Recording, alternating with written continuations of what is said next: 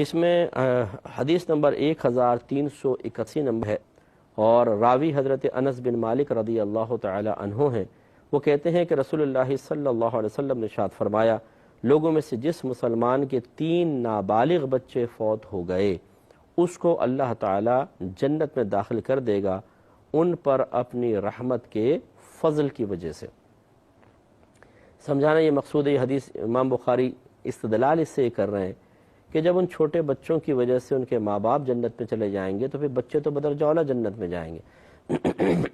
اس میں سرکار نے 3 بچوں کا ذکر فرمایا، ایک روایت میں 2 کا بھی ہے، ایک روایت میں 1 کا بھی ہے۔ تو جن کے بچے بچپن میں فوت ہو جاتے ہیں یقیناً ماں باپ کے دل کا ایک ٹکڑا کھنچ جاتا ہے، خصوصاً ایسے بھی ہمیں کیسز ہمارے سامنے آئے ہیں کہ کئی سالوں تک اولاد نہیں ہوئی ہے، تڑپ رہے ہیں ماں باپ، بہت ہی بیچارے کسی سے دعا کروا رہے ہیں اور عمل کر رہے ہیں، نیک عمل، اور بہت سارے وظائف وغیرہ پڑھ رہے ہیں، پھر اللہ تعالیٰ نے اپنے فضل سے ان کو اولاد سے نوازا اور کچھ عرصے بعد وہ اولاد انتقال کر گئی۔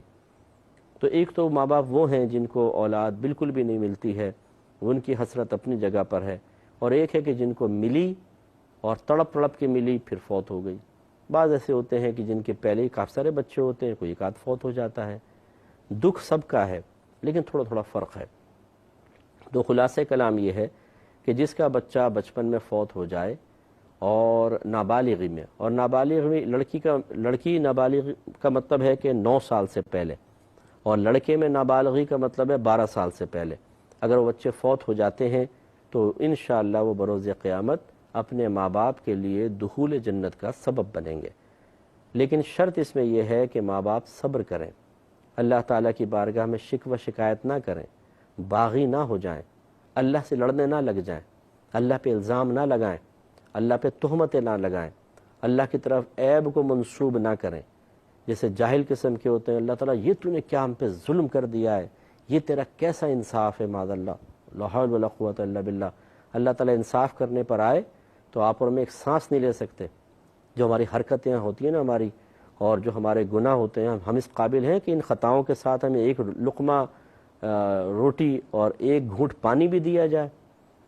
ہمارا نوکر ذرا سی ہماری خیانت کر دے، ہمارے دشمنوں سے بات بھی کر لے، اس کو فوراً نوکری سے خارج کر دیں۔ اللہ کی شان اتنی بڑی، ہم اتنے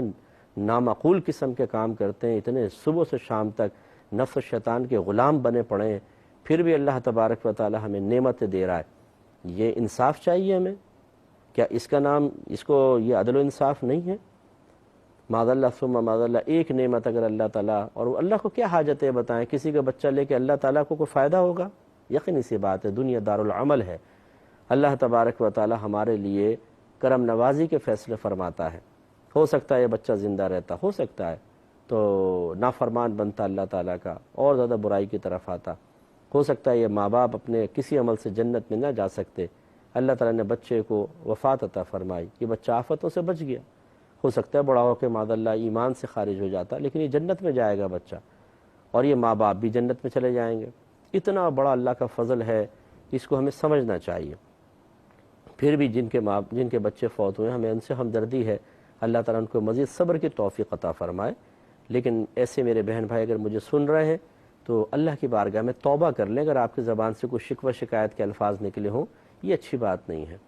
چیز اللہ کی تھی، اللہ نے دی، اللہ نے لے لی، ہمیں کہنا چاہیے اللہ تعالیٰ ہم تیری رضا پر راضی ہیں، تو نے اس نعمت عطا فرمائی، تو نے لی، جب تو نے دی تھی تو ہمارا کوئی کمال نہیں تھا، جب تو نے لی تو تیرا کوئی قصور نہیں ہے، میرے مالک تو ہمارا مالک ہے، اور مالک اپنے فیکٹری میں سے کوئی بھی چیز لینا چاہے، اس کو استعمال کرنا چاہے، کسی بھی تیار شدہ پروڈکٹ کو وہ ذاتی استعمال میں لانا چاہے، وہ اس کو ضائع کر دے، وہ اس کو خراب کر دے، وہ اس کو بیچ دے، فیکٹری مالک کی مرضی ہے، وہ مالک ہے۔ تو اللہ تعالی ہمارا مالک ہے، اس تصور کو ذہن میں رکھیں۔ لہذا اگر کسی کے بچے اس طرح فوت ہو جائیں تو مطلب ہوتا ہے وقتی طور پہ غم، لیکن سیلف کنٹرول رکھیں، خبردار جو دل میں بھی شکوہ پیدا ہوا،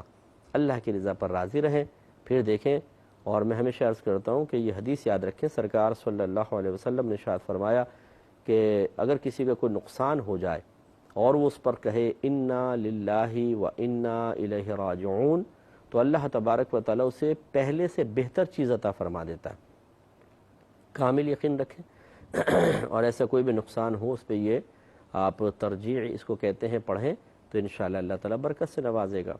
تو اس لیے یہ بڑی پیاری حدیث ہے، مسلمانوں کے بچے انشاءاللہ جنت میں ہوں گے، کیونکہ ان بچوں کی وجہ سے ان کے ماں باپ جنت میں جائیں گے۔